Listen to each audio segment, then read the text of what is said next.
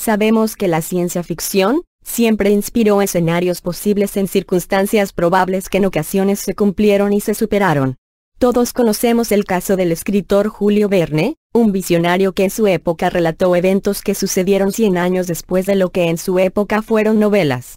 El helicóptero, el submarino, la cápsula espacial, el viaje al centro de la Tierra, etc. Volvamos ahora a tratar sobre escenarios contemporáneos de nuestra época, y entendamos que la complejidad de los acontecimientos hace activar la imaginación de muchos escritores que van más allá de lo previsible, para adentrarse en cuestiones que incluso podrían trascender a las reglas de la física.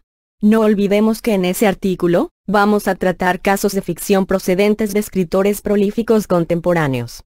Todos ellos tienen en común escenarios futuristas que tratan de comprender las realidades que ellos conciben como plausibles. Sin embargo, no olvidemos que cuando de ciencia ficción se trata, en realidad es el conocimiento intrínseco del escritor, el que se proyecta más allá de la ficción del escenario posible. No sabemos hasta qué punto, la lógica de las cosas puede hacer devenir acontecimientos futuros como los relatados en el presente, pero si una mínima parte de lo previsto por estos autores se cumpliera, tendríamos 7 escenarios que presentamos a continuación. Cada uno de ellos recoge una serie de lugares comunes y otra serie de eventos específicos de diversa consideración, lo que incrementa la realidad y plausibilidad de los escenarios dibujados, como un hipotético futuro, en el que introspección, física y fantasía convergen en caminos que solo el autor puede dibujar, y alcanza a comprender la existencia, y no solo el destino inmediato de nuestra civilización. Solo el tiempo nos dirá cuál de estos escenarios, o qué mezcla de ellos se desarrolla en las complejas e intrincadas líneas temporales. Por el momento, solo ciencia ficción. Pero no por ello menos interesante.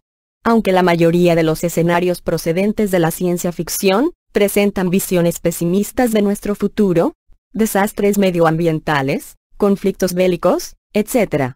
Vamos a centrarnos solo en aquellos que presentan una visión positiva de nuestro futuro, desde una perspectiva optimista, basada en un cambio de conciencia de la humanidad.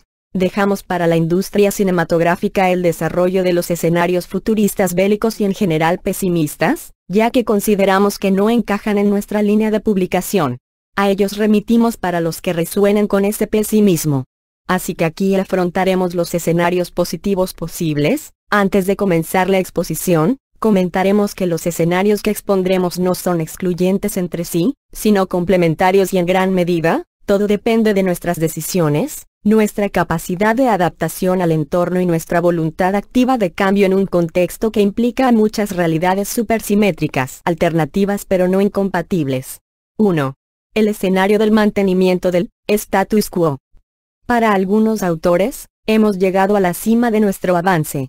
Algunos como Sir Martin Rees, Nick Bostrom y Stephen Hawking entre otros consideran que simplemente perfeccionaremos procesos que nos ayudarán a mejorar aspectos puntuales de nuestra existencia, pero sin que ello implique saltos extremos de tecnología u otros aspectos de avance, ya que de hacerlo, el reto al que nos enfrentaríamos es nuestra propia autodestrucción, o la destrucción de nuestra especie por otra raza superior procedente de civilizaciones tecnológicamente más avanzadas que nosotros. En ambos casos nuestro reto sería la supervivencia como especie y el volver a comenzar como subespecie de nuevo en la edad de piedra, repitiendo mitos, avances y limitaciones propias de nuestra actual concepción como civilización. Por así decirlo, cometeríamos una y otra vez los mismos errores hasta el momento de nuestra extinción como especie, de manera que nunca llegaríamos a ser una civilización que poblara la galaxia y apenas conocedora de nuestro sistema solar.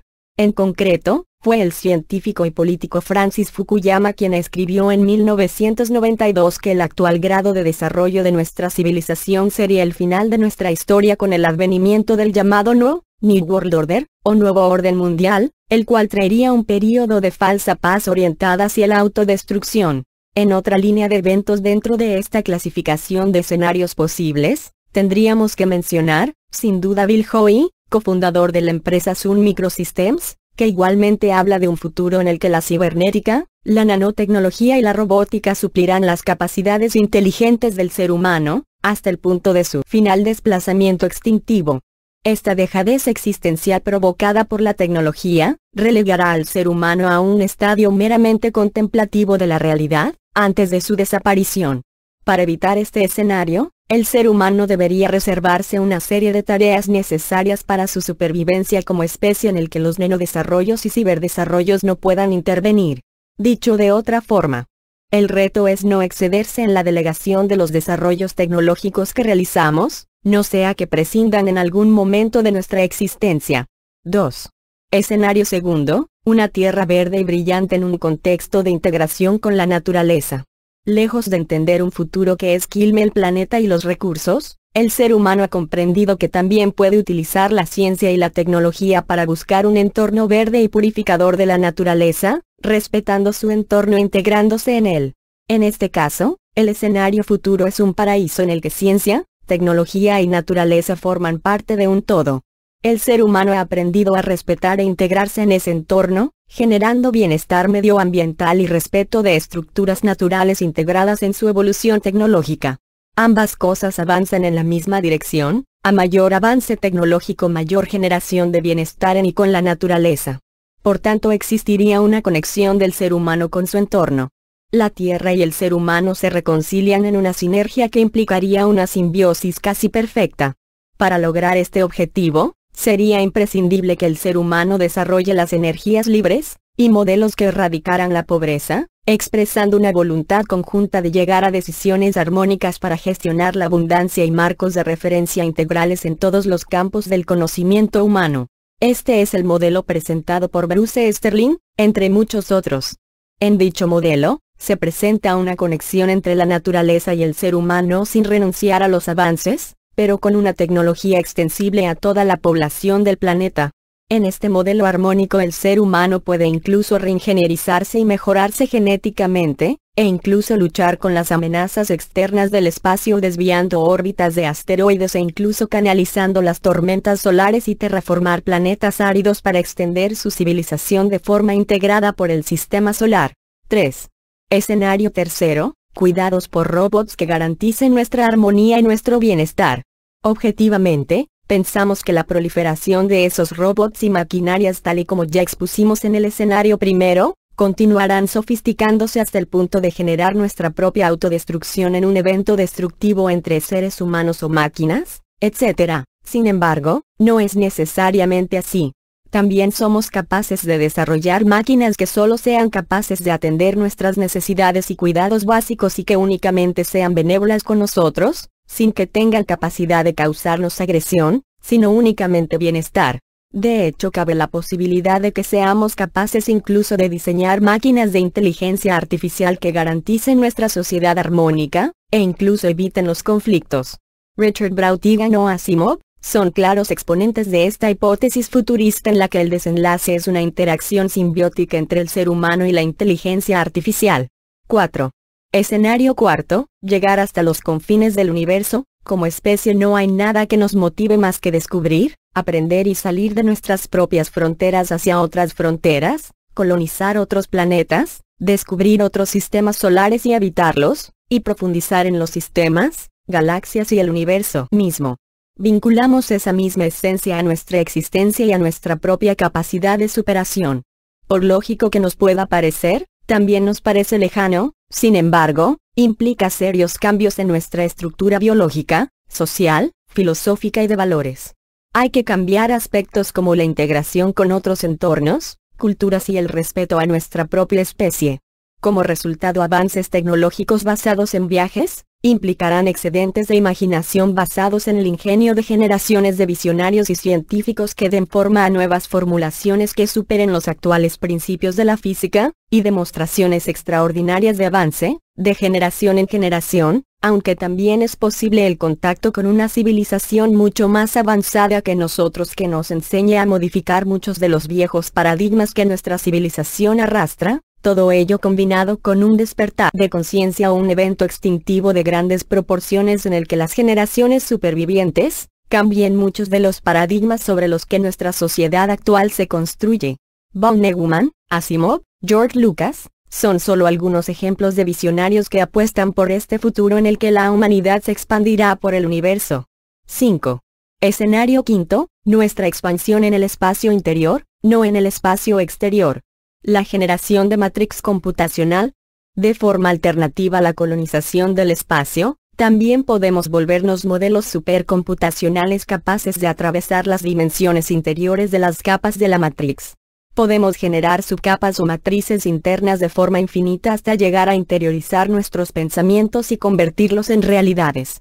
Incluso podemos generar las denominadas esferas Dyson para crear universos o sistemas solares artificiales tal y como imagina Seth Yoed, emulando operaciones a miles de millones de bits por segundo que permitan generar realidades computerizadas que simulen aspectos exactos de la realidad, llegando incluso a poder replicarnos a nosotros mismos, como por ejemplo sugiere Robert Bradbury.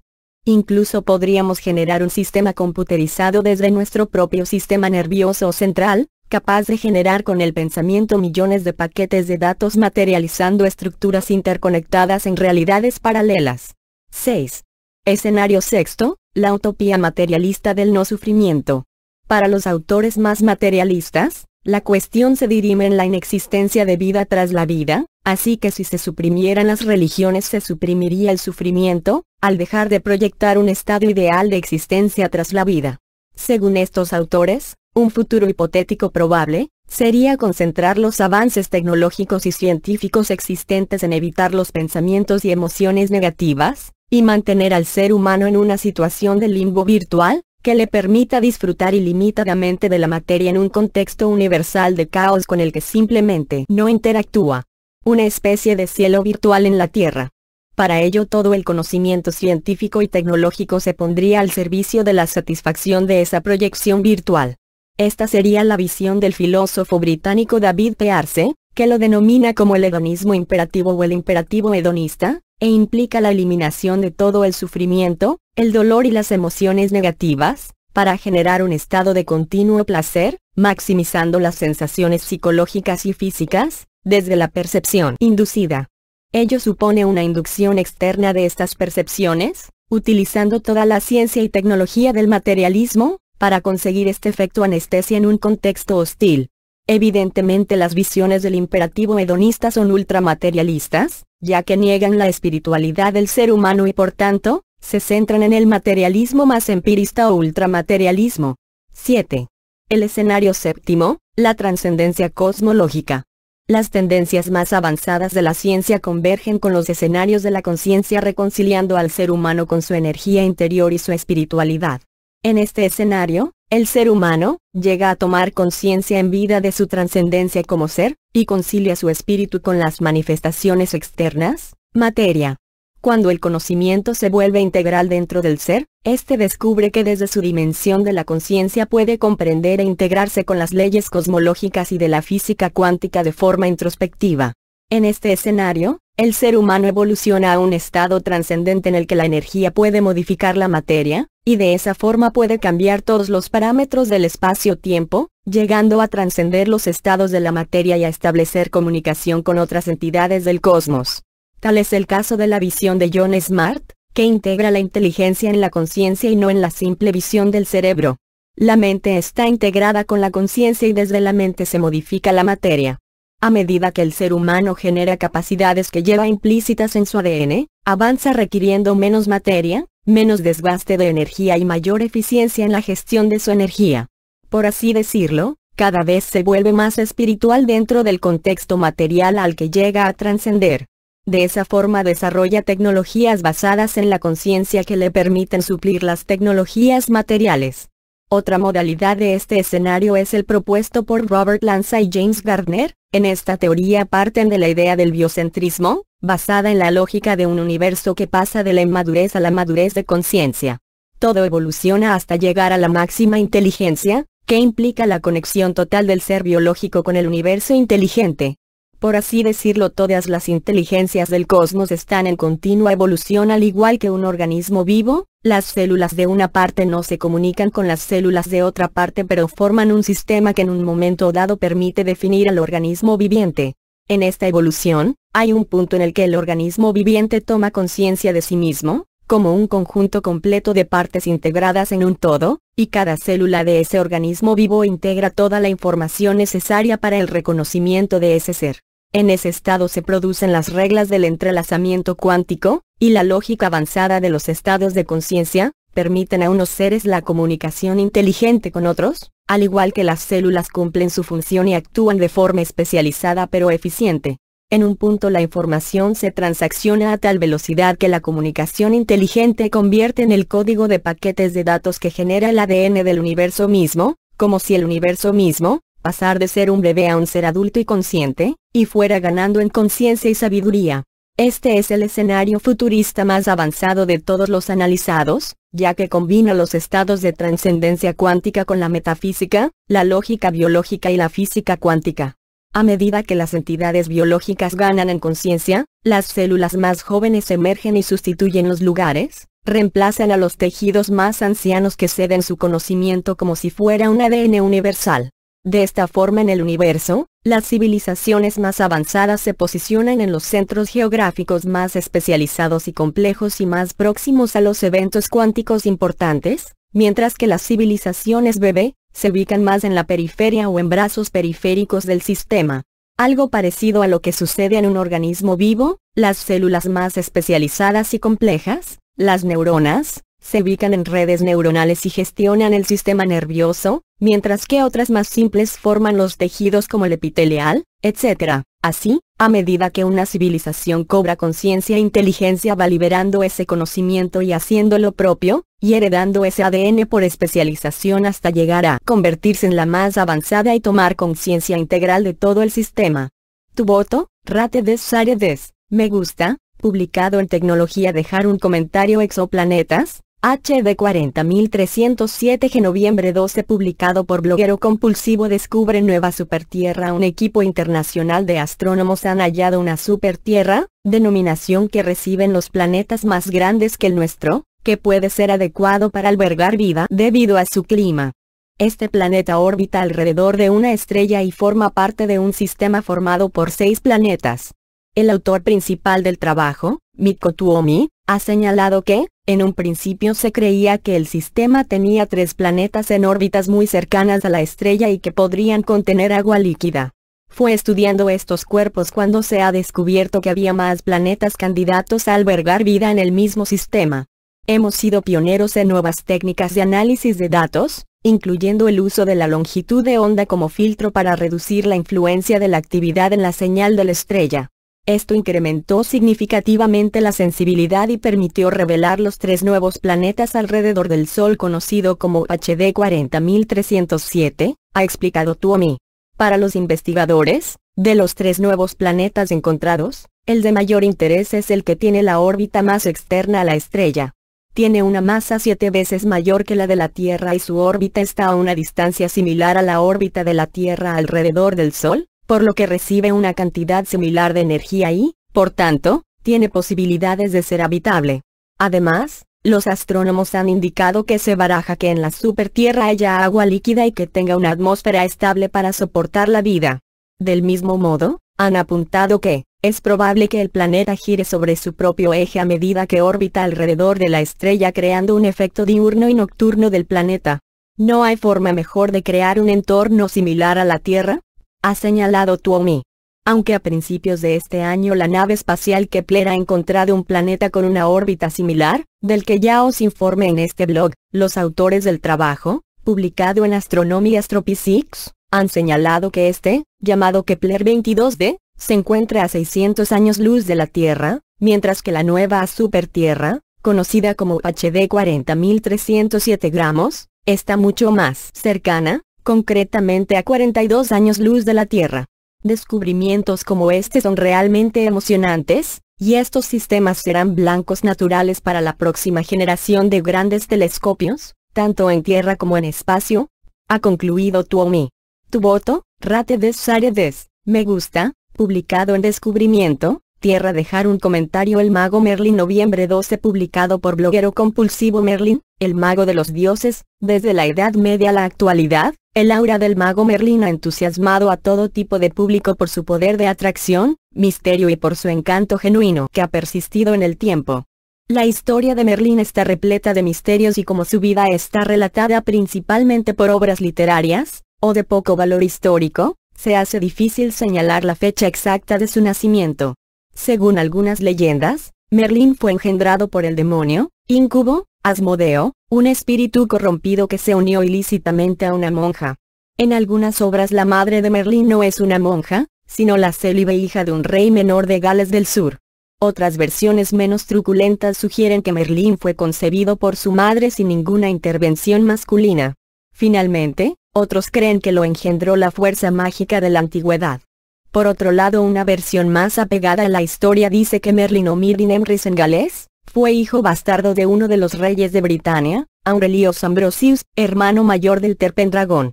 En todo caso, parece ser que Merlín fue creado al principio para atraer a los humanos al lado oscuro que todo hombre guarda, pero al crecer decidió hacer precisamente lo contrario, se convirtió en guía espiritual de su época, y en consejero de diferentes reyes, como el usurpador Vortigern, Aurelius Ambrosius, Uther Pendragon y el famoso Arturo de Camelot. Camelot es el nombre de la fortaleza y reino del legendario rey Arturo, desde donde libró muchas de las batallas que jalonaron su vida. Su situación concreta se desconoce actualmente y podría ser una provincia romano-británica ficticia de la Bretaña postromana. La ciudad fue mencionada por vez primera en el poema Lancelot, el caballero de la carreta, de Chrétien de Troyes, donde no parece tan importante como llegaría a ser en la leyenda artúrica. Dado que la ubicación de Camelot sigue siendo un misterio, la verdad sobre ella, si es que existió, aún se desconoce. De Wikimedia, la enciclopedia libre. Se considera a Merlín el mago más poderoso de la epopeya artúrica. Según se cuenta en las diferentes obras literarias que lo tienen de protagonista, era capaz de hablar con los animales, de cambiar de forma, de hacerse invisible, y también de controlar el clima y los elementos, aunque estas habilidades las empleaba con sumo cuidado para no enfurecer a la naturaleza, la diosa más poderosa. En la novela medieval Lanzarote y Ginebra se contaba de él lo siguiente: conocía la esencia de todas las cosas, su transformación y su renovación, conocía el secreto del sol y de la luna, las leyes que rigen el curso de las estrellas en el firmamento, las imágenes mágicas de las nubes y el aire, los misterios del mar. Conocía los demonios que envían sueños bajo la luna. Comprendía el grito áspero de la corneja, el volar cantarín de los cisnes, la resurrección del fénix. Podía interpretar el vuelo de los cuervos, el rumbo de los peces y las ideas ciegas de los hombres, y predecía todas las cosas que sucedían después. Se decía que Merlín tenía contactos con las hadas, los gnomos, e incluso con los dragones. Se le considera el único hombre que se ganó el respeto y la admiración de estos monstruos, no solo por su bondad y sabiduría sino por sus dotes artísticos. Fue un maestro de la poesía y la literatura. Fin de Merlín. Acabó sus días en el bosque de Brocelianda, Bretaña, donde fue recluido en un árbol por su compañera Vivian, la dama del lago. Marcale interpreta el mito de la prisión merlínica en el bosque, como el símbolo de la unión cósmica entre el hombre y la naturaleza. Otras versiones mencionan como la celda en la que fue recluido a una cueva, y otras a una jaula de cristal. Y según se cuenta allí estaría todavía esperando que alguien lo libere.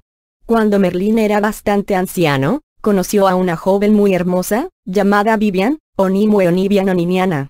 Era hija del rey de Northumberland, y Merlín perdió la cabeza por ella. Le comenzó a enseñar encantamientos muy poderosos a cambio de que se convirtiera en su amante. Incluso le edificó un palacio en el fondo de un lago y le dio el nombre de Dama del Lago.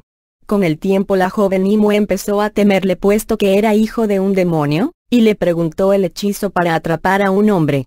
Merlín se lo confesó, y la joven maga lo aprisionó para siempre en una prisión de cristal, o según otras versiones, en una roca o en un árbol, del que Merlín no podía salir, pero ella podía entrar y salir cuando quisiera. Merlín histórico. La leyenda de Merlín viene de dos fuentes históricas fundamentales, la tradición de Lailoken y la historia de Ambrosio el Niño. Lailoken era un bardo y poeta que vivía en el actual Strathclyde, suroeste de Escocia, y era un importante consejero del rey bretón Gwendolau. Cuando su señor fue derrotado y muerto en la batalla de Arderydd, actual Arturet, en el año 574, se sumergió en la locura y abandonó la civilización. Huyó a los bosques de Celidon donde pasó 3 días sollozando y allí se dedicó a profetizar en compañía de un lobo. Así relata la tradición su historia: lloró durante 3 días y rechazó todo alimento. Así de grande era el dolor que le consumía. Fuera de sí, alzó su voz en el aire y tras ello, sin ser visto, huyó a los bosques. Así es como hizo su entrada en Celidón y era feliz de vivir entre los fresnos, y se asombró al ver a los animales salvajes viviendo en los claros. Bien pronto dejó de temerlos y comenzó a frecuentarlos. Se alimentaba de plantas silvestres y de sus raíces, gustaba de los frutos de los arbustos. Se convirtió en un iniciado de los bosques. La leyenda de la Iloken fue transportada a Gales, donde el personaje tomó el nombre de Mirin.se. Trata de un mito pancéltico que está presente también en Irlanda, lugar en el que los ciclos mitológicos recogen la historia del bardo Suibne. La otra fuente del mito lo constituye la figura de Ambrosio el Niño, que fue contemporáneo del rey Arturo. Profetizó en la fortaleza de Dinas Emrys la victoria del dragón blanco, que representaba a los sajones, sobre el dragón rojo, emblema de los Pendragon y aún hoy símbolo nacional galés. Profecías del mago Merlín. A este enigmático personaje se le atribuyen numerosas profecías, escritas cerca del año 400 de nuestra era. Las que fueron atribuidas al mago Merlín, fueron recopiladas por Volta en el año 1450. Sus profecías recopiladas, escritas a finales del siglo V, ocupan 10 páginas escritas en latín y se dividen en dos partes sin transición visible entre ambas. Muchas de ellas describen cómo serán expulsados de la isla los anglosajones, así como la llegada de un libertador. El jabalí de Cornualles, primera alusión al rey Arturo, cuyas hazañas servirán de alimento a los narradores. Hasta el momento los estudiosos de su obra no han logrado alcanzar un acuerdo sobre la precisión de las interpretaciones y, mucho menos, sobre su cumplimiento. El problema radica en que este profeta utiliza un lenguaje oscuro, abstracto, plagado de menciones a animales y seres mitológicos como el dragón. Descenderá el zorro de las montañas, se transformará en lobo y, con el pretexto de mantener una conversación con el jabalí, se acercará taimadamente a él y lo devorará por entero. Reza una de ellas. Otras parecen más claras, como la que dice lo siguiente: el canal de la Mancha se hará tan estrecho que la gente podrá mantener una conversación de orilla a orilla. Para los más entusiastas, se trata de una clara alusión al actual túnel trazado bajo el canal. Sus profecías siempre terminan entre inundaciones y tormentas, lo que no equivale al fin del mundo. A pesar de esta falta de claridad, se ha comparado a su autor con Nostradamus. Incluso se ha llegado a aventurar que este no habría existido sin el primero o, al menos, que no habría gozado de tanta popularidad. Otras profecías. 1. Cruzadas, para la liberación de Jerusalén. Después de que la cosa nacida antaño, el cristianismo, de Jerusalén tenga 1250 años de edad, gran multitud de cristianos irá a ultramar para combatir a los sarracenos y tales cristianos serán casi todos muertos. 2. Cubrimiento de América y la esclavitud. Los hombres salvajes conocerán a los que vienen del mar. Después las naves se llevarán oro. Entonces África será esclava, pero África esclava dominará. 3.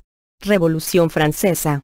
Pocos tiempo antes que la cosa que antaño nació en Jerusalén haya finalizado su 18ª edad, la grande proeza que habrá sido entre sus antepasados, que en ese tiempo los franceses serán más odiados que dichos antepasados. De sangre se teñirá la Galia y la cabeza del rey será cortada. La cabeza de la reina será cortada. La cabeza del príncipe será cortada. Y la cabeza de los amigos del rey serán cortadas. Tiempos de horror vendrán y muchos derramarán su sangre. Con nuevos vientos vendrán nuevas leyes. Se refiere a la Revolución Francesa 1789 y a la Declaración de los Derechos Humanos. 4. Pérdida del poder papal y la destrucción de Roma. Antes de que la cosa nacida en Jerusalén llegue a su 20º año, 20 siglos, de edad, el país de Italia tropezará. Se llama romana y una gran parte será acabada por el apóstol, el Papa. Habrá un Papa que no osará mirar a Roma.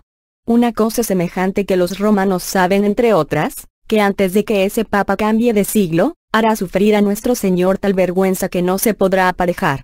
Y es entonces cuando los romanos sabrán que empieza su destrucción, como castigo de sus pecados. 5. Tercera Guerra Mundial. El mundo será un césped. Y en el césped 3 muchachas jugarán. Pero bajo la tierra yo veo el fuego. Y cuando una de las 3 muchachas lanza la piedra, todas las 3 muchachas serán alcanzadas. En el césped habrá fuego y en cada fuego se escribirá un nombre. Pero el nombre fue escrito para olvidarse.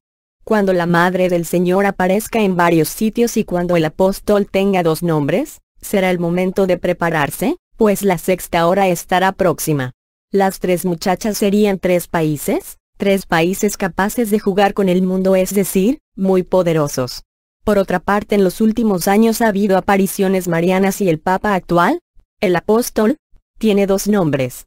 ¿Querrá decir que la sexta hora, el fin del mundo, estará cerca? 6. El fin de los tiempos. El dragón aparecerá entre los mortales al finalizar el año 2000. Parecerán victoriosos, llenos de honra. Pero será bueno que los hombres mantengan la mirada fija sobre la Toscasa, porque será de ese lado que aparecerá el dragón. Allí serán sacrificadas las vírgenes. El litoral de Cartago será tragado por el mar y se desfigurará en otras tierras. Es el tiempo del dragón de Babilonia. Cuando el dragón de Babilonia llegue al fin, muchas señales saltarán de la tierra africana. Las ciudades de los seguidores del dragón serán destruidas. Próximo el fin del mundo, cuando el sol y la luna cambiarán, los grifos vendrán a comer trigo. Los países estarán llenos de lágrimas. El sol se demorará en el este y la luna en el occidente, y ellos no seguirán más su curso. En ese momento en que los hombres y mujeres tendrán los niños más raramente, las personas perderán la fe y el mundo será sumamente malvado, los pequeños se apretarán, los grifos volarán en Egipto. Próximo el fin del mundo, el Papa y los cardenales tendrán que huir de Roma hacia un lugar donde ellos pasarán inadvertidos, bajo circunstancias difíciles. Él morirá de una manera cruel en su sufrimiento, en el exilio. Los sufrimientos de la Iglesia serán mayores que en cualquier tiempo pasado. Parece ser que todo terminará como comenzó, con la destrucción de Roma y la persecución de los cristianos. ¿Estará el dragón entre nosotros en estos momentos?